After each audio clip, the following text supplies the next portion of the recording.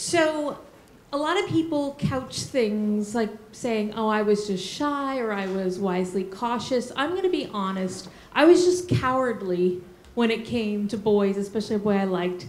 And that never became more evident than on the first day of 7th grade when in junior high, which was nerve-wracking enough, my honors math teacher, Mr. Garrett, he, instead of calling Stephanie Chapman, my maiden name, he called Stephen Chapman.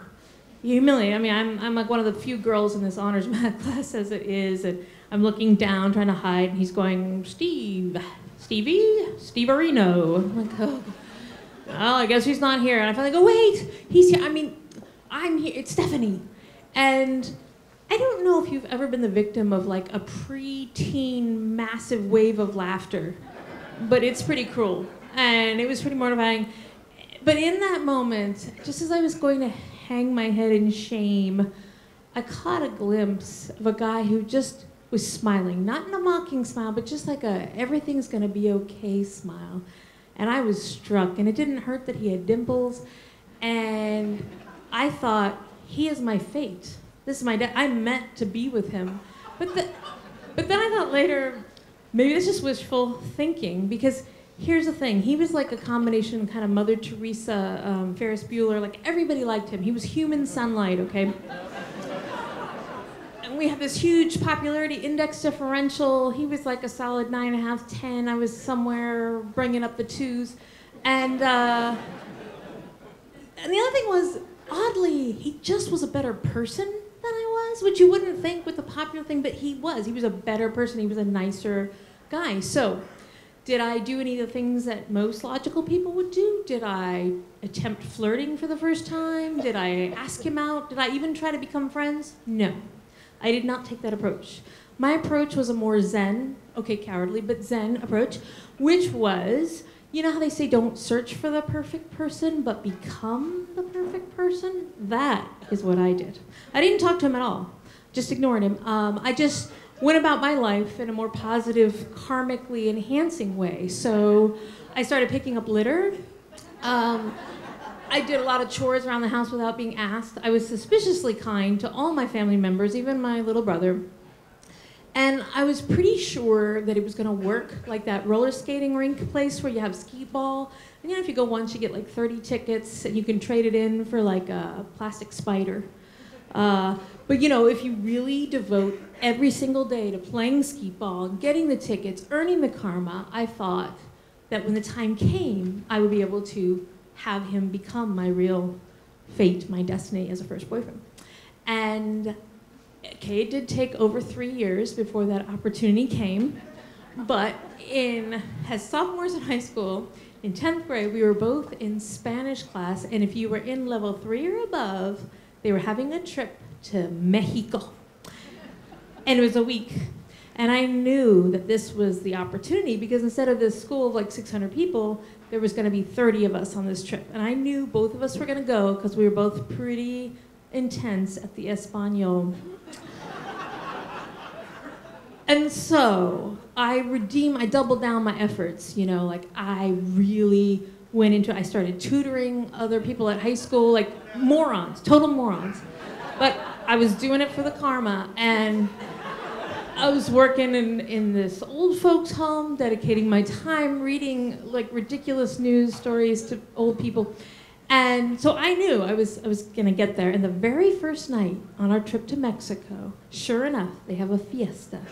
And the music is playing, and I can see him, my guy, to be, he doesn't know this, Vincent Liam. And I'm walking across the dance floor right toward him. And I'm just trying to plan in my head. I'm going kind of slow because I'm trying to think, what do I say? Do I say, vamos, vaminos, bailamos? Yes, bailamos. That's playful. That's good. And right before I got to him, there was this horrible, like, blonde lightning kind of movement in front of me. I don't know what words she used, but they were on the dance floor together. She beat me to it. She did not walk slowly. And I think I experienced that kind of moment that like the Wicked Witch of the West does when the water pail hits her. It's like the one thing I didn't plan against. Damn it. And It was Lynn Kingsley, and it wasn't just that she was beautiful and blonde and the captain of the cheerleaders and a senior. It wasn't any of that. What it was she was karmically unbeatable because the year before, when she was a junior, she had gone to the junior prom, and her boyfriend, who was driving, was hit by a drunk driver, and he was killed, and she was left with what I thought was a rather delicate kind of facial scar right here. But like, so she was a tragic figure. You can't beat a tragic figure in the body of a cheerleader. I mean, that's just... It didn't matter how many morons I tutored. I was never going to be able to karmically beat her.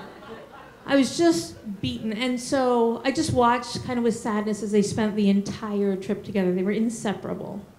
I was pouting all my work, 3 years down the drain, to be karmically superior, only to be vested at the last moment. It was so bad. But then, the very last night of the trip in Mexico, we were having dinner in this place where apparently like all these high school, students come, and there was this one wild, rowdy group. They were in togas, and this woman from that group drifted over to ours and actually plunked down on Vincent's lap in a toga and said, "Hey, we're having a toga party, and I'd like it if you come, and you can wear my toga if you want." And Vincent, for the first time ever, just tongue-tied, stammering, I have a girlfriend, and he looked over to Lynn Kingsley for some help. He actually mouthed, "Help me." And Lynn did this really cool move. It was very subtle. If I hadn't been paying attention in all my tragic woe, I wouldn't have noticed, but she just kind of shrugged. "You're on your own, kid." And all of a sudden, I was infuriated. I mean, it was one thing to be karmically beaten by Lynn Kingsley, but by this tramp, I didn't think so. So I got up, I got right up in her face, and I said, "Look, you skank hoe, you better get off my man this instant before I kill you like the last woman who touched him." And she jumped up. I mean, it really worked, people. Let me just tell you, in case you're in this situation, it worked. She jumped up, and she's like, "Oh, I'm so sorry. I mean, a lot of guys are always telling me they have girlfriends. I don't think they really do." "Yeah, I bet you get that a lot," I said. And then she apologized and ran off. And Vincent gave me that smile. And I thought, there's hope yet. And when we got back from Mexico, because, Mexico's one thing. Who knows what happens when you return to the United States. But he comes up to me between classes, and he asked me if I'd like to go out with him.